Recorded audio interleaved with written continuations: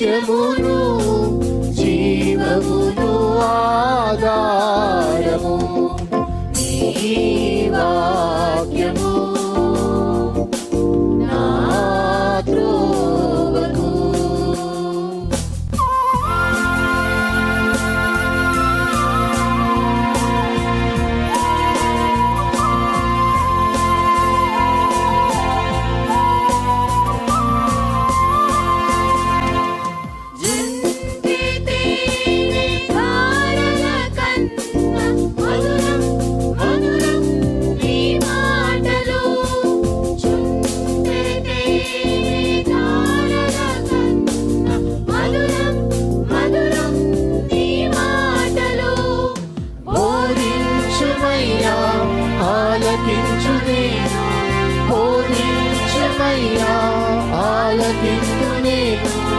అనుసరింతునయ్యా ఆత్మశక్తితో, అనుసరింతునయ్యా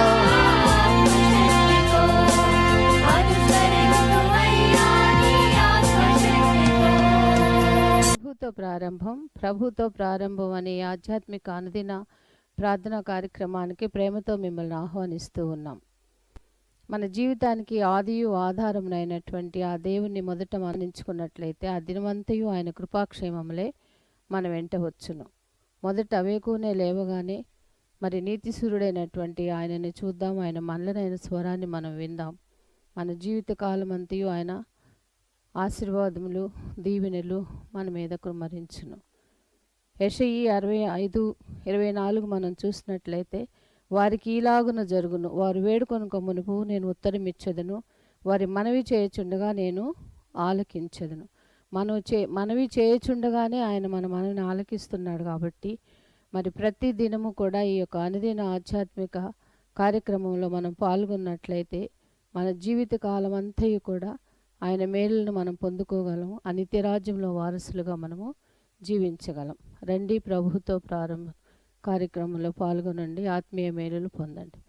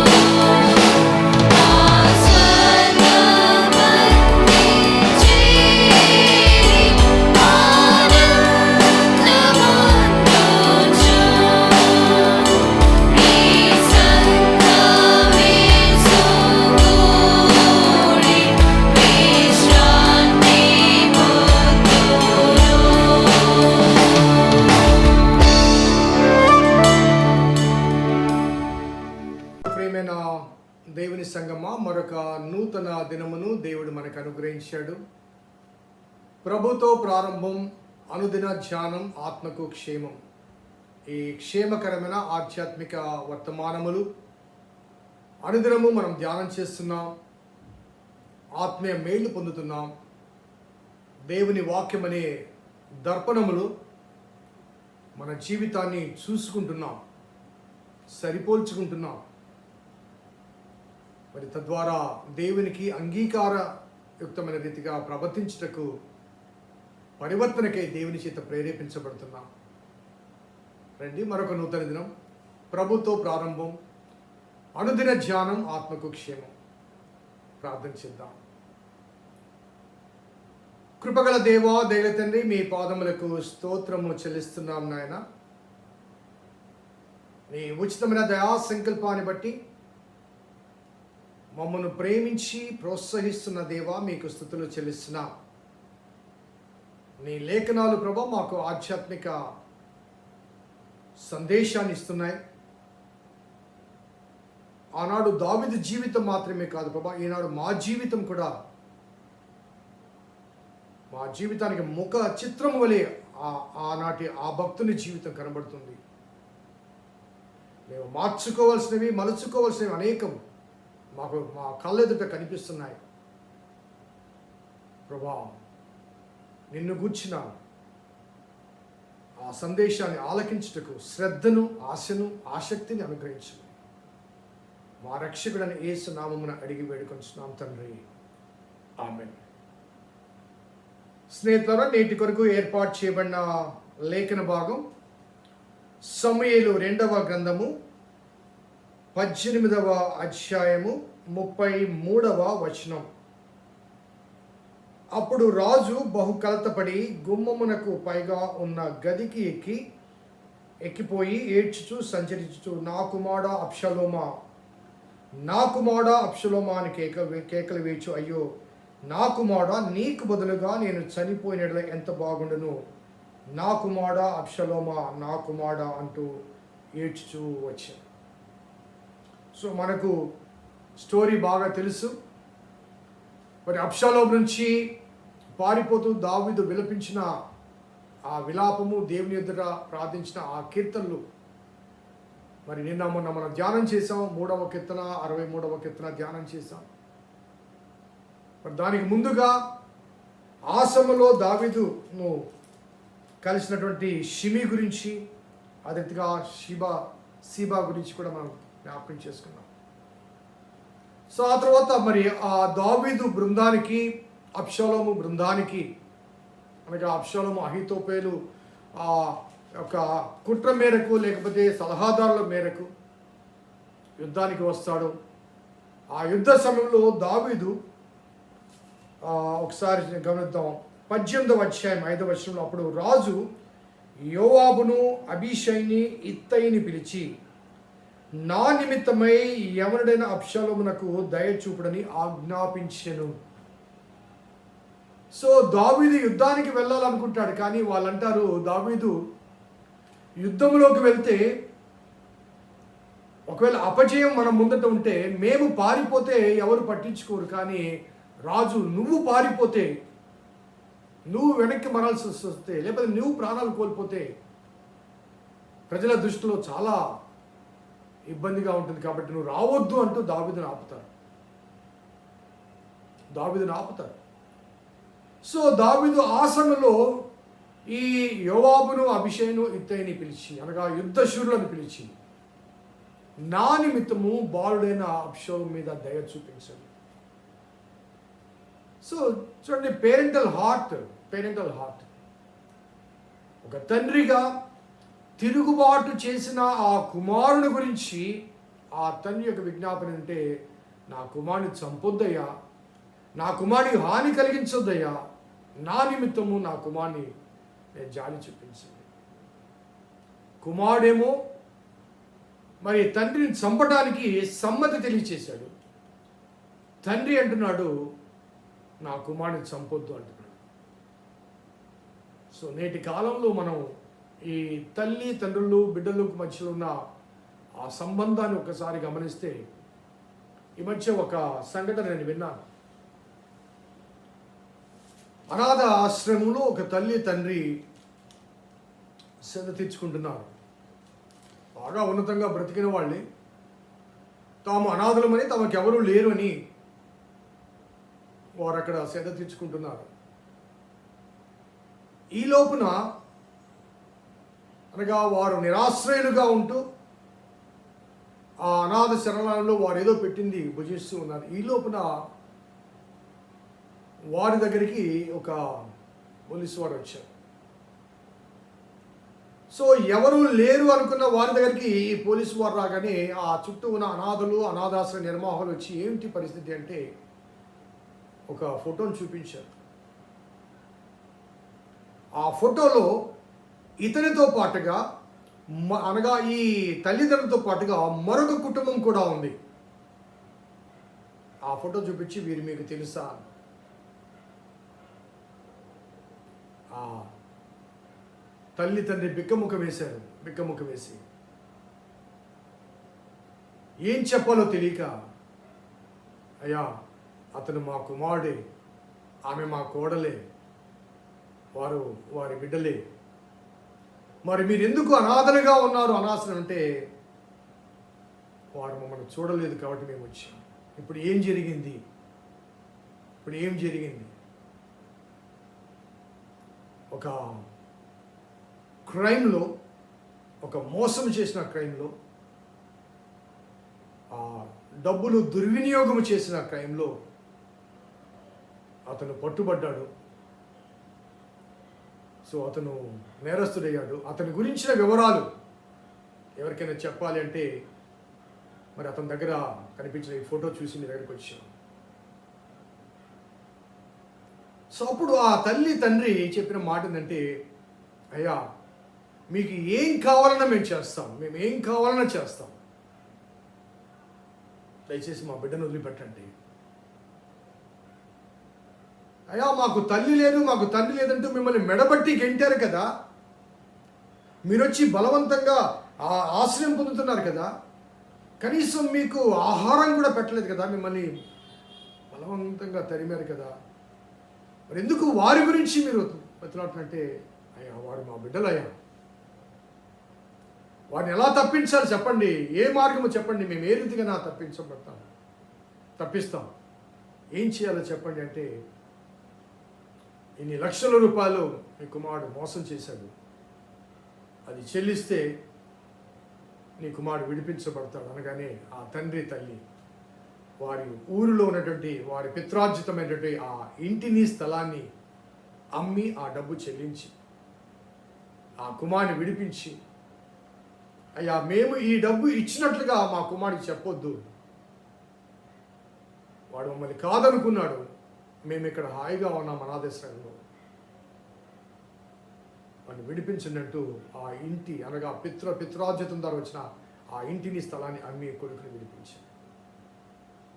so తల్లి తండ్రుల ప్రేమ మమకారానికి ఇటువంటి కోట్ల కొలది కథనాలు చెప్పగలం, కోట్ల కొలది కథనాలు చెప్పగలం. వృద్ధాప్యంలో ఉన్న ఏ తండ్రిని ఏ తల్లిని కదిలించిన ఒక కథ వస్తుంది, ఒక చరిత్ర వస్తుంది. నిర్లక్ష్యాన్ని ప్రదర్శించే అనుభవాలు, మాకు అంతా తెలుసు మీరేంటి చెప్పేది అని ఎదురు తిరిగిన అనుభవాలు.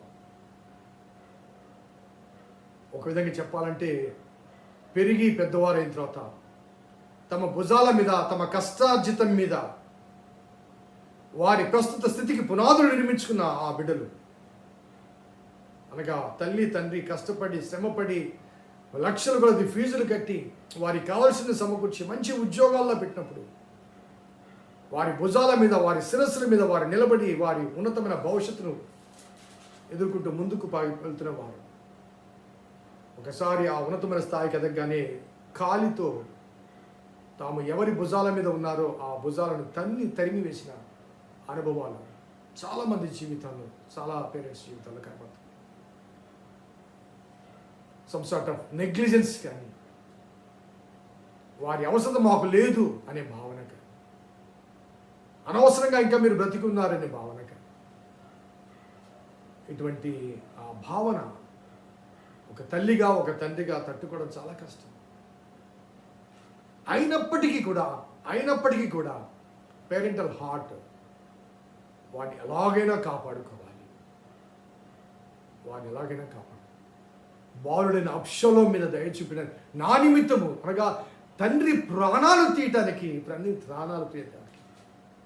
ఇంకొక మధ్య ఒక స్టోరీ, ఒక గోనె పట్టలో ఒక వృద్ధుడిని తీసుకొచ్చి ఆ శ్మశానాల గుట్టల దగ్గర పడేసి వెళ్ళిపోయారు. ఆ గోనె పట్ట కదులుతుంటే ఎవరో చూచి ముడి ఇప్పి చూశారు. చూస్తే లోపల వృద్ధుడు. ఆ వృద్ధుడు, నువ్వెవరయ్యా, ఎవరిలా చేశారు, నీ అడ్రస్ ఏంటి, నీ చిరునామా ఏంటి, నీ బిడ్డలేరు అంటే వృద్ధుడు చెప్పలేదు. ఎవరో నన్ను మూటలు వేశారు, ఇక్కడ పడేశారు చెప్పాడు తప్ప తన సొంత బిడ్డలే అలా చేశారు వృద్ధుడు చెప్పలా. అటువంటి అనుభవాల మధ్య ఉన్న పేరెంట్స్ ఈనాటి కాలంలో కనబడుతున్నారు. సో దావీదు విలపించిన విలాపం వెనుక కన్న ప్రేమ కనబడుతుంది. అందుకే ఆ అబ్షాలోమును చంపకూడదని మాట తీసుకున్నప్పటికీ కూడా అబ్షాలోము ద్వారా దావీదునకు హాని ఉందన్న వాస్తవాన్ని యోవాబు కనుక్కుంటాడు. ఈనాడు మేము అబ్షాలోమును కాపాడితే అబ్షాలోము మా ప్రాణాన్ని తీస్తాడు, దావీదు ప్రాణం కూడా తీస్తాడు. అలాంటప్పుడు అవకాశం చిక్కినప్పుడు అబ్షాలోమును ఎందుకు చంపకూడదని చెప్పేసి ఆ తర్వాత వాక్య భాగం మనం గమనించండి. 14వ వచనంలో 18-14లో, నీవు చేయి వరకు నేను కాచుకొని ఉందిరా అని చెప్పి 3 బాణములు చేత పట్టుకుని పోయి మస్తకి వృక్షమున వేలాడుచు ఇంకను ప్రాణముతో ఉన్న అబ్షాలోమునకు గుండెకు గురిపెట్టి తన ఆయుధమును మోయి వారు 10 మంది చుట్టుకొని ఉండగా అబ్షాలోమును కొట్టి చంపారు.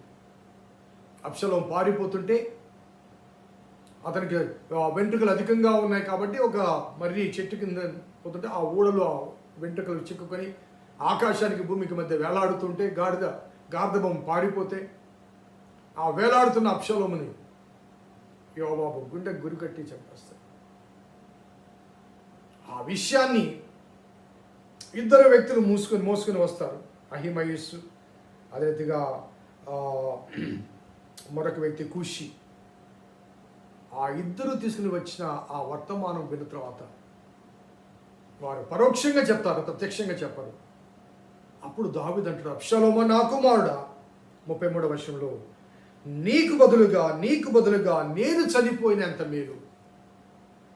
Sacrificing even at the point of death.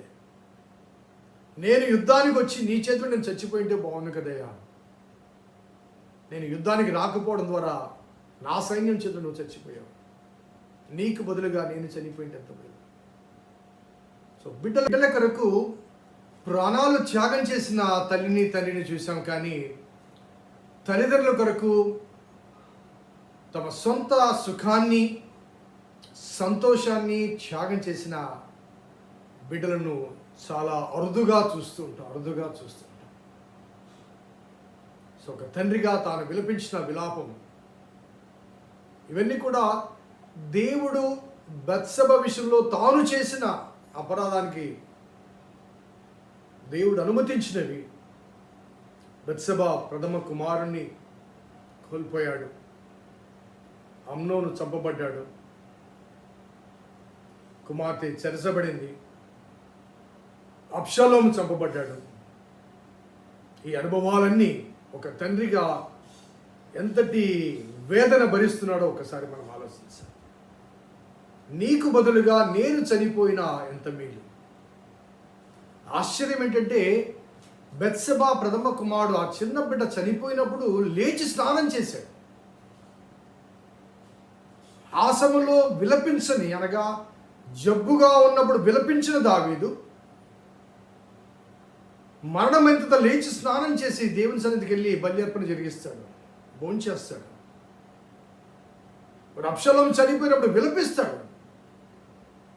కారణం ఏంటంటే అక్కడ ఆ బిడ్డ చనిపోయినప్పుడు దావీదు పలికిన పలుకులు, నేను ఎందుకు బిడ్డ జబ్బుగా ఉన్నప్పుడు వాడిని దేవుడు బ్రతికించినేమో, కరుణించినేమోనని ఉపవాసం ఉన్నాను. చనిపోయాడు కదా, వాడు నా యొద్దకు రాడు, నేను వారి యొద్దకు వెళ్తాను అంటాడు. వాడు నా యొద్దకు రాడు, కానీ నేను వాని యొద్దకు వెళ్తాను. So he has an assurance that he will be meeting that child which he lost. But whereas Absalom, he was a prodigal. తిరుగుబాటు చేసిన కుమారుడు, పాపములో పుట్టాడు, పాపములో చచ్చిపోయాడు. పాపములో చచ్చిపోయిన ఆ అబ్షాలోమును తిరిగి దావీదు చూచే అవకాశం లేదు. He lost Absalom forever. So ఆ ఇద్దరు బిడ్డల మరణంలో కలిగిన ఆ మార్పు ఏంటంటే అబ్షాలోమును తిరిగి చూడలేడు. He lost. సో తండ్రి ఆ కోల్పోయిన, లేకపోతే ఆ రక్షణను కోల్పోయిన తండ్రి ఆ కుమారుడు గురించి వినిపించిన విలాపముగా ఈ మాటలు కనబడుతున్నాయి. కొత్త నిబంధనలో యేసుప్రభు వారు చెప్పిన లూకా 15లో చెప్పబడ్డ వృత్తాంతంలో గమనించండి. తప్పిపోయిన కుమారుడు వృత్తాంతం. వాడు ఆస్తి మరి తీసుకుని వెళ్ళగానే తండ్రి వాడికి ఆస్తి ఇచ్చేస్తాడు. సో వాడు ఆస్తి అంతా పాడు చేసిన తర్వాత అక్కడ రాయబడ్డ మాటలు మీరు తర్వాత చదవండి. వాడికి బుద్ధి వచ్చినప్పుడు నా తండ్రి ఇంట అనేక మంది కూలి వాళ్లకు కావాల్సినంత ఆహారం ఉంది, ఇక్కడ నేను ఆకలితో చచ్చిపోతున్నాను, నేను తిరిగి తండ్రి యొద్దకు వెళ్ళి, తండ్రి పరలోకానికి నీకు విరోధముగా పాపం చేశాను, నీ కుమారుడు అనిపించుకోవడానికి యోగ్యుని కాదు, నీ కూలి వారిలో ఒకనిగా అని చెప్పాలని వెళ్తాడు. కానీ ఆ కుమారుడు తిరిగి వస్తుంటే దూరము నుండి తండ్రి చూచి పరిగెత్తుకుంటూ వచ్చి మెడ మీద పడి ముద్దు పెట్టుకుని ఆ కుమారుడితో మాట్లాడతాడు. సో ఆశ్చర్యం కలిగించే అంశం ఏంటంటే, కుమారుడు వెళ్ళినప్పుడు ఎలా ఉన్నాడు? మంచి రాజవస్త్రాలతో ధీటుగా చక్కగా అందంగా అలంకరించుకుని వెళ్ళేవాడు. తిరిగి వచ్చేసరికి మాసిపోయిన చింకిపోయినటువంటి వస్త్రాలు, మాసిపోయిన గడ్డము, పెరిగిపోయిన వెంట్రుకలు, కాళ్ళకు పాదరక్షలు కూడా లేవు, చినిగిపోయిన బట్టలు, ఎన్నాళ్ళైందో స్నానపానాదులు చేసి ఆ బలహీనత మధ్య ఆకలితో అలమటిస్తూ అడుగులో అడుగు వేసుకుంటూ మెల్లిమెల్లిగా వస్తుంటే ఎదురుగా తండ్రి పరిగెత్తుకుంటూ వచ్చాడు. So see the interaction. ఆ కుమారుడు మెల్లిమెల్లిగా వస్తూ తండ్రి పరిగెత్తుకుంటూ వచ్చి మెడ మీద పడి ముద్దు పెట్టుకుంటాడు. కుమారుడు అంటాడు, తండ్రి పరలోకానికి నీకు విరోధంగా పాపం చేశాను, నీ కుమారుడు అనిపించుకోవడానికి యోగ్యుడను కాదు అని మరొక మాట, నీ కూలివానిలో ఒకరిగా అనే మాట వాడి నోట వెంట రాకముందే తండ్రి వాడిని కౌగిలించుకున్నాడు. ఆ సందర్భంలో తండ్రి పలికిన మాట ఏంటో తెలుసా? ఈ నా కుమారుడు తప్పిపోయి దొరికాడు, చనిపోయి బ్రతికాడు అనగా I lost my son but I gained again, I received again. తిరిగి వచ్చాడు. అబ్షాలోం జీవితంలో ఆ తిరిగి వచ్చిన అనుభవం రాలేదు కాబట్టి దావీదు వినిపిస్తాడు. మారు మనసు అనుభవానికి అబ్షాలోము అవకాశం లేదు కాబట్టి, అబ్షాలోమా నా కుమారుడా, నీకు బదులుగా నేను చనిపోయిన ఎంత మేలు. ఆ పేరెంటల్ యాగనీ, తప్పిపోయిన కుమారుల గురించి, కుమార్తెల గురించి, దారి తప్పిన బిడ్డల గురించి ఆ తండ్రి ఎంతగా విలపిస్తుంటారో బిడ్డలారా ఒక్కసారి ఆలోచించండి. స్వేచ్ఛ కలిగింది కదా, స్వేచ్ఛను ఇచ్చారు కదా అని మాకు ఇచ్చవచ్చినట్టుగా ప్రవర్తిస్తామంటున్నారు, కానీ మీ పునాదులు వారి భుజాలు, వారి కష్టాల మీద, వారి శ్రమ మీద, వారి త్యాగం మీద, వారి ప్రేమ మీద పునాదులు నిర్మించుకున్నారు మీరు. అలాగే పేరెంట్స్, మీరు బిడ్డలకు చదువు ఇవ్వండి, జ్ఞానం ఇవ్వండి, బట్టలు ఇవ్వండి, అవసరమైన వస్తువులను ఇవ్వండి, వారి విద్య ఇవ్వండి, ఉద్యోగాలకు ప్రేరేపించండి, వారి కొరకు ఎంతనే ఖర్చు పెట్టండి. కానీ వీటితో పాటుగా వీటిని ఇచ్చినా ఇవ్వకపోయినా దేవుణ్ణి ఇవ్వండి, వారికి దేవుణ్ణి ఇవ్వండి. దేవుని క్రమశిక్షణలో పెంచండి, దేవుని ఆలయంలో పెంచండి, దేవుని వాక్యములు పెంచండి, దైవిక శ్రద్ధలో పెంచండి. బాలుడు నడవలసిన త్రోవను వాడికి నేర్పినప్పుడు వాడు పెద్దవాడైనప్పటికీ దాని నుంచి తొలగిపోడు. యవన దశకు వచ్చినప్పుడు యవనస్తుడు దేని చేత తమ నడతను శుద్ధిపరచుకుందరు? ఆ వాక్యం ద్వారానే కదా. So give them the word of God. వాక్యం ఇవ్వండి. నీతో పాటు వేకువలో లేచి నీతో పాటు నీ బిడ్డలు కూర్చోబెట్టండి. ప్రభుత్వ ప్రారంభమైన కార్యక్రమంలో వారు కూడా వినాలి, వారిని కూడా వినిపించండి. వారిని కూడా నీ వలె దేవునిలో ఎదుగునట్లుగా ప్రోత్సహించండి. అటువంటి అనుభవాలు నీ బిడ్డలకు ఇచ్చినప్పుడు ఇలా దావీదు వలె విలపించే అవకాశాలు నీకు రావు, ఆ సందర్భాలు నీకు రావు. దేవుడు మనల్ని మన కుటుంబాలను దీవించి ఆశ్రయించుగాక. ప్రార్థన చేద్దాం. కృపగల దేవా, దయల తండ్రి, మీ పాదములకు స్తోత్రము చెల్లిస్తున్నాము నాయన. అబ్షలోం విషయంలో దావీదు యొక్క విలాపాన్ని జ్ఞాపకం చేసుకుంటూ ఒక తండ్రిగా ఆనాటి ఆ దావీదు అబ్షలోము అటువంటి అనుభవాలు కలిగిన నేటి తల్లిదండ్రులు బిడ్డలు అనేక మంది విలపిస్తున్న తల్లిని తండ్రిని మేము జ్ఞాపకం చేసుకుంటున్నాం. నిర్లక్ష్యపరిచిన బిడ్డలను మేము జ్ఞాపకం చేసుకుంటున్నాం. ప్రేమ అనురాగాల మధ్య, ఆప్యాయతల మధ్య, ఆధ్యాత్మికతలో కూడా వారు పెరుగునట్లుగా, వారికి ఆస్తులు ఐశ్వర్యాలు ఇవ్వడానికి దాచి పోగు చేసి శాఖపూరితంగా ఆస్తులు సమకూర్చి వారికి ఇచ్చి వెళ్తున్నాం. కానీ దేవుని ఇచ్చి వెళ్తున్నామా లేదా?